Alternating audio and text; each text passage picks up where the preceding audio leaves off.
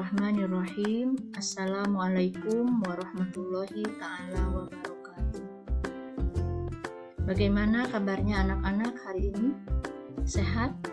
Alhamdulillah kalau sehat. Mudah-mudahan kita selalu diberikan kesehatan oleh Allah Subhanahu wa Ta'ala. Materi pada hari ini adalah akan membahas tentang semua bersih hidup jadi nyaman. Kita lihat peta konsepnya. Taharoh atau disebut dengan bersuci menurut ajaran Islam. Taharoh itu satu dari hadas, yang kedua dari najis. Dari hadas kita akan mempelajari tentang pengertiannya, kemudian macam-macamnya dan cara mensucikannya. Selanjutnya dari najis juga kita akan mempelajari pengertiannya, macam-macamnya dan cara mensucikannya.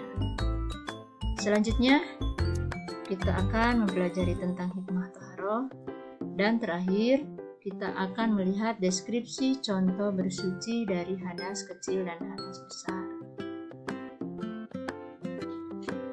Setelah belajar tentang taharoh, yang diharapkan adalah pertama, dapat mengimani bahwa Allah Maha Mengetahui, Maha Waspada, Maha Mendengar, dan Maha Melihat. Yang kedua, dapat memiliki perilaku hidup bersih sebagai wujud ketentuan bersuci dari hadas besar berdasarkan ketentuan syariat Islam dalam kehidupan. Yang ketiga, dapat membedakan antara hadas kecil dan hadas besar dengan baik. Yang keempat, dapat menjelaskan 3 macam najis dan artinya dengan benar. Kemudian, yang kelima, dapat menyebutkan 3 contoh najis dan cara mensucikannya. Yang keenam, dapat menyebutkan perbedaan wudhu, tayamum, dan mandi. Kemudian, dapat mengungkapkan hikmah taharoh. Dan yang terakhir, dapat mendeskripsikan salah satu contoh bersuci dari hadas kecil dan hadas besar. Baik, kita lanjutkan mengenai pengertian taharoh, hadas, dan najis. 1. Taharoh artinya adalah bersuci dari najis dan hadas. Yang kedua, hadas adalah keadaan tidak suci pada diri seseorang muslim yang menyebabkan ia tidak boleh sholat, tidak boleh tawaf, dan sebagainya. Kemudian yang ketiga, najis adalah kotoran yang menjadi sebab terhalangnya seseorang untuk beribadah kepada Allah. Selanjutnya, macam-macam hadas dan cara mensucikannya. 1. Hadas kecil yang disucikan dengan wudhu atau tayamum. Kemudian yang kedua, hadas besar disucikan dengan mandi wajib atau dengan tayamum.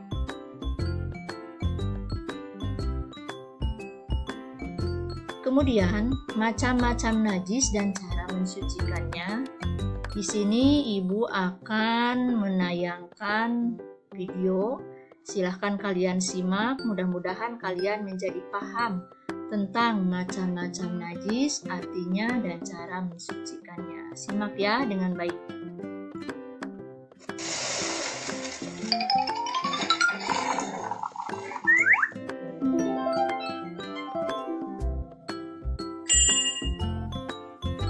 Nah, anak-anak, itu tadi macam-macam bersuci. Bu Guru, apakah binatang itu najis? Diva, tidak semua binatang itu najis. Ada juga yang tidak najis. Macam-macam najis. Najis dibagi menjadi 3, yaitu pertama, najis ringan atau mukhafafah. Yang kedua adalah najis sedang atau mutawasito. Dan yang ketiga adalah najis berat atau mughalladho. Najis ringan? Najis ringan itu apa, Bu Guru? Najis ringan adalah Air kencing bayi laki-laki yang belum makan apapun kecuali minum ASI. Kalau Diva terkena najis ringan, bagaimana cara membersihkannya, Bu?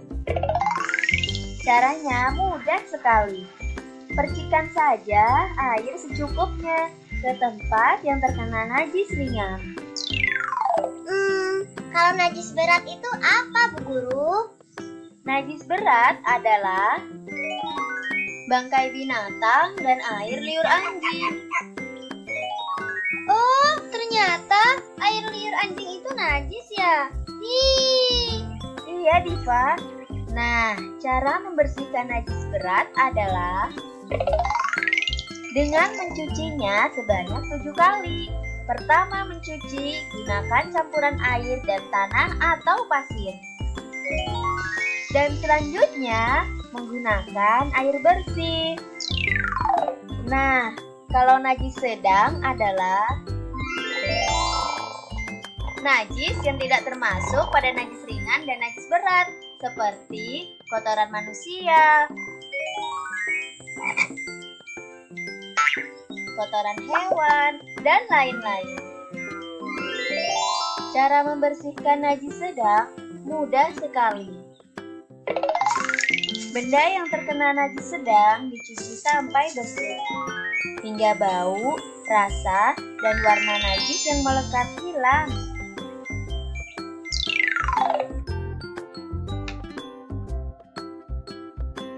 Bagaimana anak-anak? Bisa dipahami tayangan video barusan? Mudah-mudahan ya bisa paham semuanya. Kita lanjutkan mengenai pengertian wudhu, tayamum, dan mandi wajib. Sehingga setelah tahu pengertiannya, kalian bisa membedakan apa itu wudhu, apa itu tayamum, dan apa itu mandi wajib. Wudhu adalah cara bersuci untuk menghilangkan hadas kecil.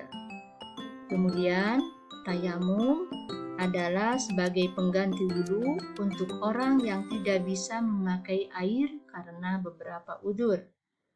Yang ketiga, mandi wajib adalah mandi untuk menghilangkan hadas besar.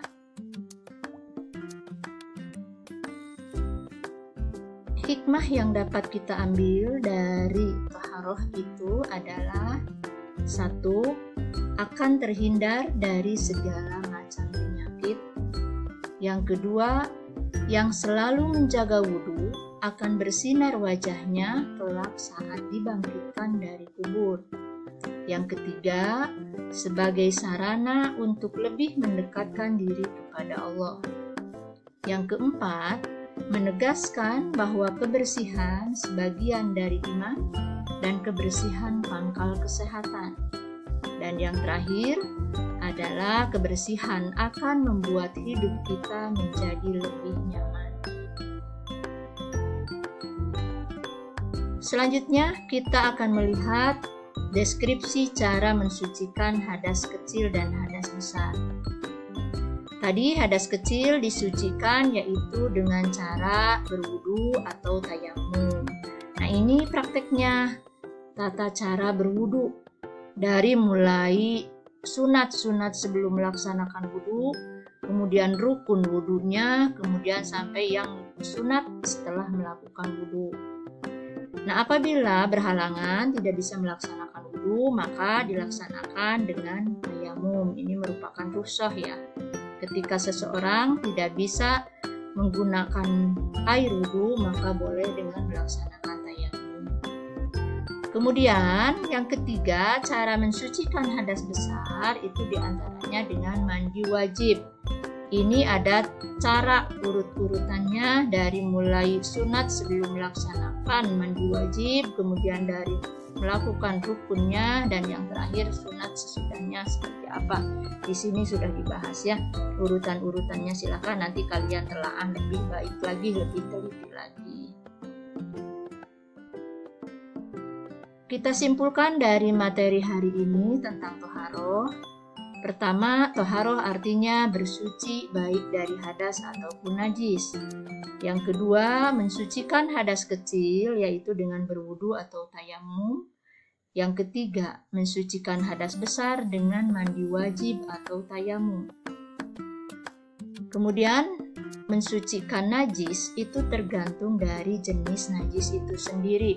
Kalian sudah lihat tadi ya dalam tayangan video bagaimana cara mensucikan macam-macam najis. Kemudian yang terakhir mengenai hikmah toharoh adalah menjadikan hidup kita menjadi lebih nyaman lahir maupun batin.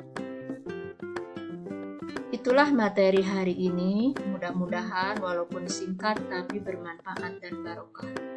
Subhanakallahumma wa bihamdika asyhadu an la ilaha illa anta astaghfiruka wa atubu ilaik. Walhamdulillahi rabbil alamin. Wassalamualaikum warahmatullahi ta'ala wabarakatuh.